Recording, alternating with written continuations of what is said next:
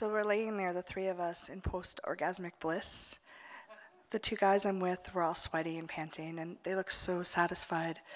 And I'm laying there wondering, should I have stayed home and baked a pie? There's 3 things you should know about me to make the story make sense. The family I grew up in, there were some rules. And one of them was that you never, ever showed up to a family gathering with a store-bought pie. You always baked it from scratch. And if you didn't, it disrespected the whole family. 2, a woman, a good woman, would always keep her man. No matter what, she'd do whatever she needed. And if she didn't, she was a failure. She was undesirable and just not enough. And she was kind of shamed by the whole family. And 3, sex was between a man and a woman, only 2 at a time. Anything else was deviant, perverted, and probably shunned by the family. And the little I knew about homosexual sex was that it was barren, stark, and lonely, no emotions involved. So I grew up in upstate New York. It was kind of racist. I didn't know that at the time, but when I brought my first boyfriend home, he was Asian, and the neighbors were talking to my dad, like, why did she bring a brownie home? Why is she dating a brownie? And I didn't even know what that meant. And my boyfriend, he was wonderful. He kind of looked like George Takei with a flat top. Real sweet, loving guy. And we met in China. We were both exchange students there. And we met, we fell in love, we started a relationship. And about 10 months after I met him, one of his friends took me aside and said, just want you to let you know that Dean, he's played with men before. Just, you know, I don't want you to get too attached. And I was like, oh my, I'd never heard of anything like this. I was horrified. And I went to him and I said, Dean, what's going on? Is this true? And he said, oh, don't worry, it was just a phase. I was curious. It's out of my system. It's like, oh, okay, that's good. And we got deeper in love, and we moved back to the States, and we had a long-distance relationship until he graduated, and then he moved out to New York with me. And we moved in, and we got this adorable little one-bedroom apartment. We decorated it together. We had friends and family over. We entertained. And he got me a ring. And my life was finally looking like I thought it was supposed to. Until one day he came to me, and he said, Cathy, we need to talk. And I said, about what? He said, do you remember that time in China we talked about me fooling around with men? And I said, yeah. You said it was a phase. He said, I lied. It was, I really am attracted to men. I've been fooling around having anonymous sex this whole time, and I still am. And I think I'm gay. And I didn't know what to say. I was speechless. I couldn't breathe. And I said, but we're engaged. And he said, yeah, I'm Catholic, I love you, I want to be in our relationship. I don't want to tell my parents that I love men, but I really think I might be gay. And I didn't want to be alone, I didn't want to be a failure, and I was desperate. I went back to the family motto and I said, don't worry, we're going to figure this out. And so we both cried a lot, we both talked a lot, and we didn't know what to do. We tried fantasizing a little bit. We would pretend that I was a man, or pretend that there was a man in bed with us, and that seemed to help, but it didn't. I could tell he was still miserable, but I didn't want the relationship to end. So one day after sex, I blurted out, what if we had a threesome with a guy? Would that help? And he said, maybe. I'm willing to try. So we kind of figured out what we were going to do and how we were going to do it. And as fate would have it, the first time the two of us could go to the gay bar together was the night before Thanksgiving, when we were supposed to I was supposed to bake pies to go to my family's house. And there was this conflict. I wanted to keep my relationship, but I also didn't want to shame my family.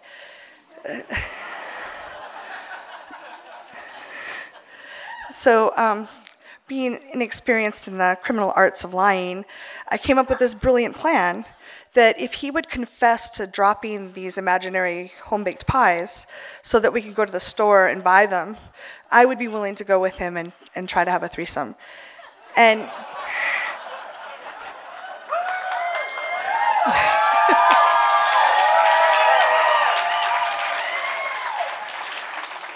he agreed, and our criminal pact was sealed with his lust and my codependency. And we got in the car and we drove off. It was an hour to the nearest bar. It was in Ithaca. It was called The Haunt up on the hill, kind of divey place. And we went in and we were having drinks at the bar and looking around, trying to see who might be a good prospect for this. And after a while, we noticed this guy that looked kind of like James Franco, kind of stylized beard, dark hair, very suave-looking, dancing. And we're like, maybe. And we went over and we were dancing near him and we're like, chit-chat, like, hi, good night, oh, I like the music. And then Dean asked him if he could buy him a drink. So we were sitting at the bar and we made some more very awkward chit-chat. And then Dean blurted out, have you ever had a threesome? And I'll call him James, said, well, yes, I have. Would you like one?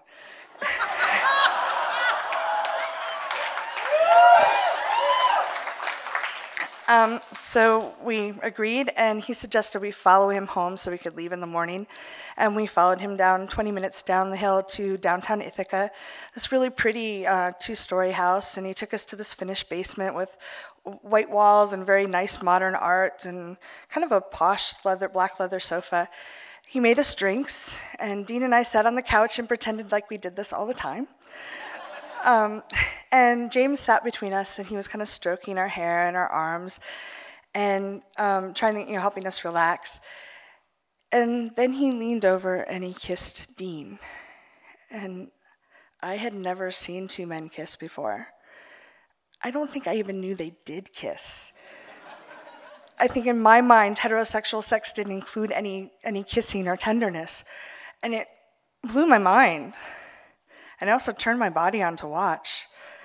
And my brain was just kind of spinning like, I can't believe I'm doing this. And then they both turned around and they were kissing me and they were alternating. And James had this coarse beard that was a nice contrast to Dean's smooth face. And they're different styles of kissing. And I was getting really into it, even while my brain's going, bad, don't do this. So after we fooled around for a while, James suggested we disrobe, so we undressed each other. And we stood there awkwardly. We didn't know what to do. And I think James was kind of like, oh, newbies. He was like, how much you guys suck my dick?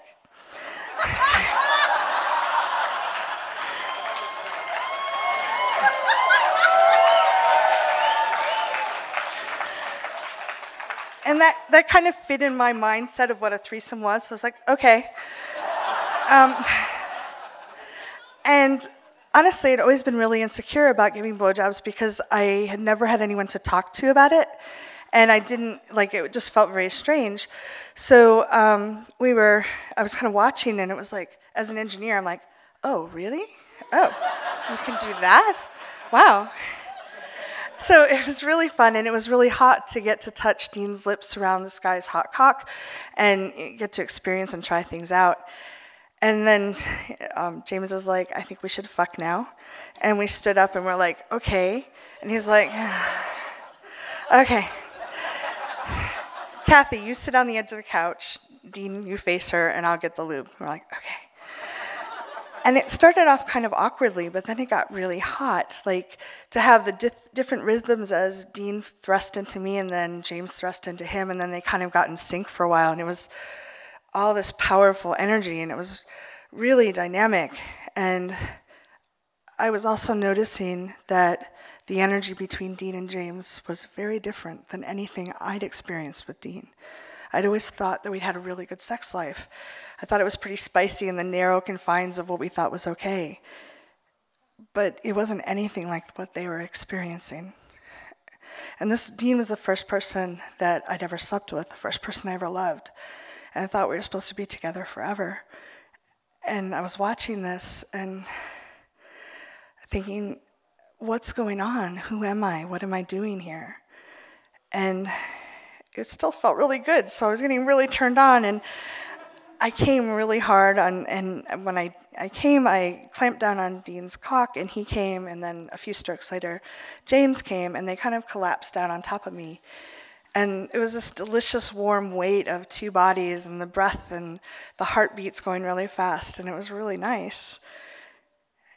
After a couple minutes, they rolled off to the side, and they were spooning right next to me. and I was really aware of the tenderness between them. And I felt very cold and very alone. And I got up to go to the restroom to clean up, and I looked over my shoulder and I saw them kissing over Dean's shoulder. And the tenderness was so evident. I went in the restroom, I closed the door, and I looked in the mirror. And I was like, who is this person? I didn't know who was looking back at me. I don't lie to my parents. I don't show up with store-bought goods. I don't do these wildly deviant things, and I don't enjoy them. And I certainly don't convince someone to stay with me, someone I love to stay with me when it's wrong for them. I think my heart broke a little bit in that moment because I realized I was never going to be what he needed. I think I was kind of short when I came out of the restroom. Dean, we've got to go buy some pies. And we left, and a couple hours sleep and a shower later, we drove the hour and a half to my grandparents. And everybody ran out like they always do, and they gave us hugs, and they said they loved us, and how was our trip, and unloaded the car. And I still remember my grandmother's face when I handed her the store-bought pies and that plot with the plastic covers and the fake whipped cream. What is this? Dean dropped the pies. I had to buy them. And to this day, I haven't told them that I lied about it. I guess if they watch my YouTube channel, they'll find out.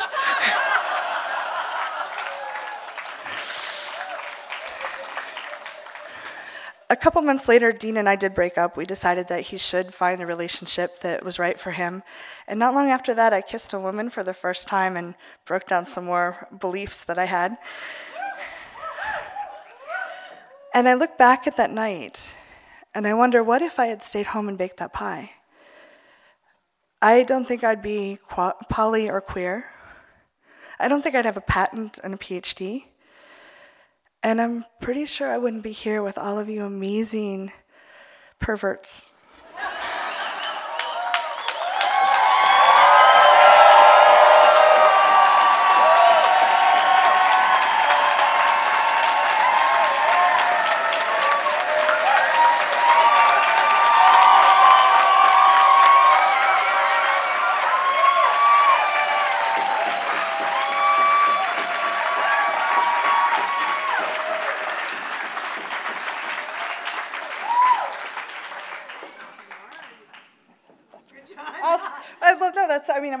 I was just going to say that I am honored and blessed to be in a group like this with people that are creating a world where people can love who they want, they can have sex with who they want and how they want, and they get to decide if they bake a pie or make it from scratch.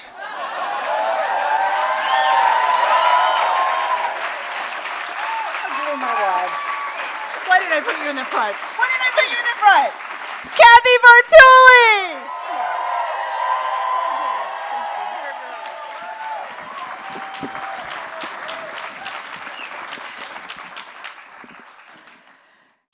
Congratulations on taking this time for yourself and learning these things.